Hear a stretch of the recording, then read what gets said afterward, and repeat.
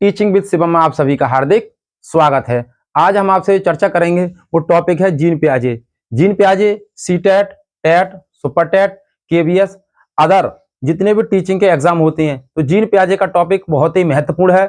और जीन पियाजे के टॉपिक से अवश्य सवाल पूछे जाते हैं और जितने भी प्रश्न पूछे जाते हैं तो इस क्लास से और हमारी पिछली क्लास जो है इससे जीन पियाजे का जितना भी कुछ भी पूछा जाए उससे बाहर नहीं जा सकता। तो बात करें जीन पियाजे की, तो जीन पियाजे की दो अवस्थाएं हम पिछली कक्षा में बता चुके हैं। नंबर 1 संवेदीगामक अवस्था जिसकी उम्र थी 0 से 2 वर्ष। नंबर 2 पूर्व संक्रियात्मक अवस्था जिसकी उम्र थी 2 से 7 वर्ष।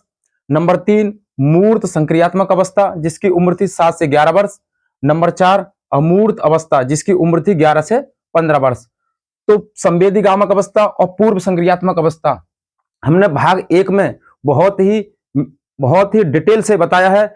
आज हम आपसे चर्चा करेंगे वो मूर्त संक्रियात्मक अवस्था और अमूर्त संक्रियात्मक अवस्था, दो अवस्थाओं के बारे में बातें करेंगे। और उसके बाद कुछ कथन दिए थे जीन पियाजे ने, कुछ बातें बताई थी, उनके बारे में चर्चा करेंगे। तो आइए चलते हैं, बात करें नंबर 3 मूर्त संक्रियात्मक अवस्था। मूर्त संक्रियात्मक अवस्था, मूर्त का मतलब हो कि जिसे देखा जा सके, जैसे सामने से दिखाई दे, वो कहता है मूर्त। ठोस या स्थूल अवस्था, तो इसी को कहते हैं मूर्त संक्रियात्मक अवस्था। इसी को कहा था ठोस या स्थूल अवस्था। इसी की जो उम्र रखी गई थी वो थी 7 से 11 वर्ष। तो जीन पियाजे ने अपने बच्चों पर प्रयोग किया था। और जो तीसरी अवस्था थी मूर्त संक्रियात्मक अवस्था, इसी को कहते हैं ठोस अवस्था, इसी को कहते हैं स्थूल अवस्था। इसकी उम्र थी 7 से 11 वर्ष। बात करें कि मूर्त संक्रियात्मक अवस्था होती क्या है, तो संक्रियाओं का विकास। तो बच्चे के अंदर मूर्त संक्रियात्मक अवस्था में क्या होता है, संक्रियाओं का विकास। संक्रियाओं का मतलब होता है जोड़ घटा गुणा भाग। जोड़ घटा गुणा भाग सीख जाता है बच्चा। तार्किक चिंतन करने लगता है बच्चा, हल्का हल्का क्या करने लगता है, तार्किक चिंतन करने, तर्क करने लगता है। जोड़ घटाव गुणा भाग संक्रियाएं बच्चा जान जाता है। ये छोटे छोटे जोड़ घटा गुणा भाग ने आसानी से कर लेता है 7 से 11 वर्ष का बच्चा।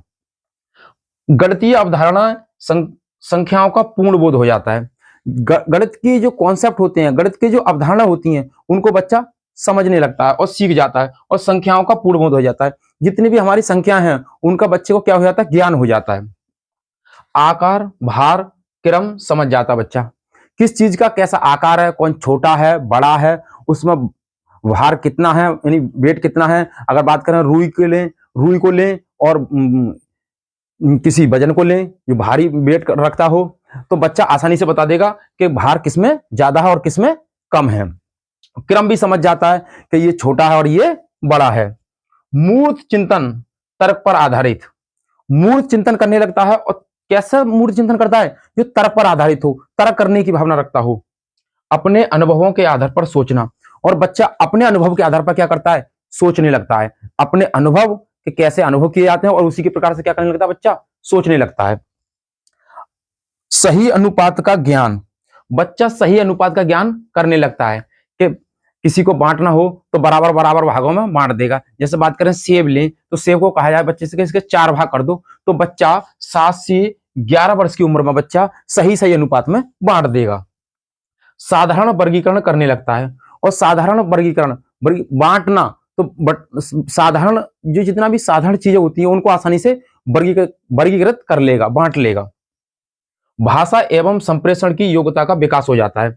भाषा सीख जाता बच्चा और संप्रेषण बातचीत करना सीख जाता है। कौन सी अवस्था में, मूर्त संक्रियात्मक अवस्था में, जिसकी उम्र है 7 से 11 वर्ष। भाषा एवं संप्रेषण की योग्यता का विकास हो जाता है, भाषा सीख जाता है और भाषा के माध्यम से क्या सीखता है, उसकी योग्यता, कितनी योग्यता है।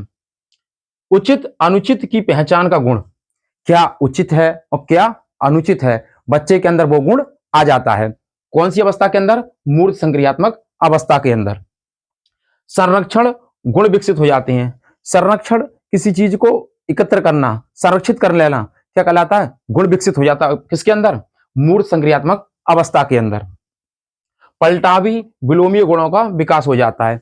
तो हम बात करें पलटावी गुण, बच्चा अपनी पहली वाली स्थिति में पहुंच जाता है। विलोमीय गुण पहली स्थिति थी उसी स्थिति में वापस आ जाना विलोमीय गुण या पलटावी गुण कहलाता है।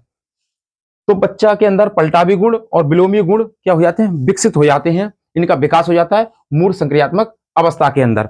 बात करें तो जीन पियाजे ने चौथी अवस्था बताई थी जिसका नाम है अमूर्त, इसी का अन्य नाम है औपचारिक, इसी का अन्य नाम है रूपात्मक, इसी का अन्य नाम है तात्विक अवस्था। आपसे एग्जाम में या तो अमूर्त देगा, या औपचारिक, या रूपात्मक, या तात्विक अवस्था। इसकी उम्र की बात करें तो 11 से 15 वर्ष है। कितनी अवस्था? 11 से 15 वर्ष की। तो जीन पियाजे की अंतिम अवस्था है। जीन पियाजे ने जो बताया था तो 4 अवस्थाएं बताई थी, तो चौथी जो अवस्था है वो कैसे उच्चतम अवस्था। ये कैसी अवस्था है? उच्चतम अवस्था। तो ये उच्चतम अवस्था है, सभी संप्रत्यय लगभग विकसित हो जाती हैं। तो बच्चे के दिमाग में जितने भी संप्रत्यय होते हैं, कॉन्सेप्ट होते हैं, वो लगभग विकसित होने लगते हैं। कौन सी अवस्था के अंदर? तो जीन पियाजे की चौथी अवस्था है अमूर्त अवस्था या औपचारिक अवस्था के अंदर। अपसारी और अवसारी चिंतन करने लगता है बच्चा। अपसारी चिंतन करने लगता है। अपसारी चिंतन का मतलब होता है आउट ऑफ द बॉक्स, यानी कि एक ही चीज से कई चीजों के बारे में सोचना। जैसे हम एक ही बार में कई चीजों के बारे में सोचें, अपसारी चिंतन, और एक ही बिंदु के बारे में सोचना तो अभिसारी चिंतन। तो बच्चा अपसारी और अभिसारी चिंतन दोनों करने लगता है। समस्या समाधान की अवस्था, बच्चा अपनी समस्या का समाधान खुद से करने लगता है। कोई भी समस्या हो तो उसका समाधान खुद से करने लगेगा। तो ये चौथी अवस्था समस्या समाधान की अवस्था कहलाती है। अमूर्त चिंतन की वस्तुनिष्ठता बढ़ जाती है। तो बच्चे के अंदर अमूर्त, जो चीज ना देखी हो उसके बारे में भी वस्तुनिष्ठता बच्चे की बढ़ जाती है। कैसे? कि कोई भी चीज है तो उसके बारे में बच्चा सोचने लगता है और उसका विचार भी करने लगता है। निर्णय लेने लगता है बच्चा। स्मरण मनन निगमनात्मक तर्क करने लगता है। बच्चा खुद से नियम बनाने लगता है। निगमनात्मक का मतलब होता है नियम बना लेना। बच्चा खुद से नियम बनाता है और उस पर तर्क भी करने लगता है। कार्य कारण को समझना, कार्य कारण का मतलब होता है, जैसे बात करें एक धूप में कपड़े सूख रहे हैं तो कोई महिला कहती है कि धूप में कपड़ों का जल्दी सूखना, कि ये क्या कहलाता है? कार्य कारण कहलाता है। क्या कहलाता है? कार्य कारण कहलाता है। तो बच्चा चौथी अवस्था के अंदर अमूर्त चिंतन करेगा, कार्य कारण को समझ जाएगा, सभी अंकों का प्रयोग करने लगता है और परिकल्पना का विकास हो जाता है। जितने भी अंक हैं उनका सही ढंग से प्रयोग करने लगता है और नई नई कल्पना, एक कल्पना से दूसरी कल्पना को विचार कर लेना, तो नई नई कल्पना बनाने लगता है। उसका भी विकास बच्चे के अंदर हो जाता है। विकेंद्रण की क्षमता का विकास हो जाता है। विकेंद्रण का मतलब होता है एक केंद्र से, एक ही चीज से कई चीजों के बारे में। जैसे एक बिंदु है, एक बिंदु से विकेंद्र, यानी केंद्र से बाहर की ओर सोचना, केंद्र से बाहर की ओर सोचना, केंद्र से बाहर की ओर सोचना, केंद्र से बाहर की ओर सोचना, तो क्या कहलाता है? विकेंद्रीकरण की क्षमता। संप्रेषण शक्ति का संपूर्ण विकास हो जाता है। बातचीत करने की जो शक्ति है उसका संपूर्ण रूप से विकास होने लगता है बच्चे के अंदर, संपूर्ण रूप से विकास हो जाता है। संप्रेषण का मतलब होता है बातचीत करना, तो संपूर्ण विकास हो जाता है। पूर्ण कम विकास नहीं, संपूर्ण पूरा विकास हो जाता है बच्चे के अंदर कि कैसे हमें बातचीत करनी है। तो बात करें ये 4 अवस्थाएं थी, तो चारों अवस्थाओं को हमने ढंग से बताने की कोशिश की है। अब बात करें कि जीन पियाजे ने कुछ महत्वपूर्ण बिंदु दिए थे उनके बारे में। तो एक बिंदु दिया था, इन्होंने बताया था विकेंद्रीकरण। विकेंद्रीकरण क्या होता है? तो समस्या समाधान को अलग अलग समझना। कोई भी समस्या है, उस समस्या का समाधान करना है तो अलग अलग तरीके से सोचना। कभी इसको कैसे ठीक किया जा सकता है, वो तरीका ठीक नहीं कर पाया तो दूसरे तरीके से सोचना, ये क्या कहलाता है? विकेंद्रीकरण कहलाता है। संगठन क्या होता है? बुद्धि में सूचनाओं को जोड़ना। जो हमारी बुद्धि है उसमें अनेक प्रकार की सूचनाओं को जोड़ना, ये क्या कहलाता है? संगठन, एक ग्रुप। तो क्या कहलाता है? संगठन, बुद्धि में सूचनाओं को जोड़ना। अनुकूलन, बच्चा, जीन पियाजे कहते हैं कि बच्चा अनुकूलन के माध्यम से सीखता है। बच्चा किससे सीखता है? अनुकूलन के माध्यम से सीखता है। तो अनुकूलन क्या होता है? अनुकूलन के 2 स्टेप बताए थे इन्होंने, आत्मसातकरण और दूसरा बताया था समायोजन या समविष्टीकरण। तो बात करें आत्मसातकरण क्या होता है? आत्मसातकरण पूर्व ज्ञान को नए ज्ञान से जोड़ना। हमें बच्चे के लिए पूर्व ज्ञान कुछ थोड़ा पहले से है और उस पूर्व ज्ञान में ही नए ज्ञान को और जोड़ ले, वो क्या कहलाता है? आत्मसातीकरण। पूर्व ज्ञान को नए ज्ञान से जोड़ना। पहले से ही बच्चे ने कुछ देखा हो और उसी के माध्यम से नए ज्ञान को और जोड़ ले तो वो क्या कहलाता है, आत्मसातीकरण। समायोजन या समविष्टीकरण क्या कहलाता है, नवीन जानकारी के आधार पर वर्तमान इस स्कीमा में संशोधन। कोई नई जानकारी मिले और नई जानकारी के आधार पर जो हमारा पहले से स्कीमा बना हुआ है और उस स्कीमा में क्या कर लें, हम संशोधन कर लें, जो कॉन्सेप्ट बना हुआ है उसमें क्या कर लें, संशोधन कर लें, तो वो क्या कहलाता है, समायोजन या समविष्टीकरण कहलाता है। कैसे, जैसे बात करें किसी बच्चे के लिए दिखाया जाए कि भी ये क्या है, काली बिल्ली है, ये काली बिल्ली दिखाया जाए, कुछ दिन बाद अगर बात करें बच्चे के लिए कुत्ते का जो पिल्ला होता उसको दिखाया जाए, तो बच्चा नवीन जानकारी, जो नई जानकारी मिलेगी उस नवीन जानकारी का पुराने जो स्कीमा है उसमें क्या कर ले, संशोधन कर ले, वो पहचान ले कि हाँ ये भी बिल्ली है और ये कुत्ता है, ये बकरी का बच्चा है, तो आसानी से उनको पहचान सके। स्कीमा क्या होती है, अब बात करें स्कीमा क्या है, जानकारी का गट्ठर।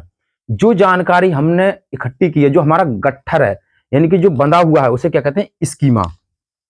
छोटे छोटे बच्चों की क्रिया मस्तिष्क से जुड़ी रहती हैं। जीन पियाजे कहते हैं कि छोटे छोटे जो बच्चे होते हैं उनकी जो क्रिया है वो किससे जुड़ी होती हैं, मस्तिष्क से जुड़ी रहती हैं, उसे कहते हैं स्कीमा। उसे क्या कहते हैं, स्कीमा कहते हैं। उसे क्या कहते हैं, स्कीमा कहते हैं। स्कीम्स, स्कीम्स क्या होती है, स्कीम्स की बात करें तो स्कीम्स व्यवहारों का ऐसा संगठन जिसे दोहराया जा सके। जो व्यवहार होते हैं बच्चे के और उनको दोहराया जा सके वो क्या कहलाती है, स्कीम्स कहलाती है। वो क्या कहलाती है, स्कीम्स कहलाती है। समावेशन, एक बिंदु और बताया इन्होंने कि समावेशन क्या होता है, संज्ञानात्मक संरचनाओं में संशोधित करना। जो संरचनात्मक संरचना होती हैं उनमें संशोधित कर लेना, उनको संशोधित कर लेना, वो क्या कहलाता है, समावेशन कहलाता है। तो ठीक है गाइस, अगर बात करें जीन पियाजे की, तो जीन पियाजे की हमने भाग 1 और भाग 2 इन दोनों भागों को पढ़ने के बाद वीडियो देखें और जीन पियाजे को आज के बाद पढ़ने की आवश्यकता नहीं है बिल्कुल भी। तो जीन पियाजे की अवस्थाएं हमने ढंग से समझाई हैं, उम्मीद करता हूं समझ पाए होंगे। तो वीडियो को वॉच करें, वॉच करने के बाद कमेंट बॉक्स में अपना सुझाव दें और लाइक करें, शेयर करें, सब्सक्राइब करें और कमेंट बॉक्स में अवश्य अपना सुझाव दें। ऑल द बेस्ट, थैंक्स, जय हिंद, जय भारत।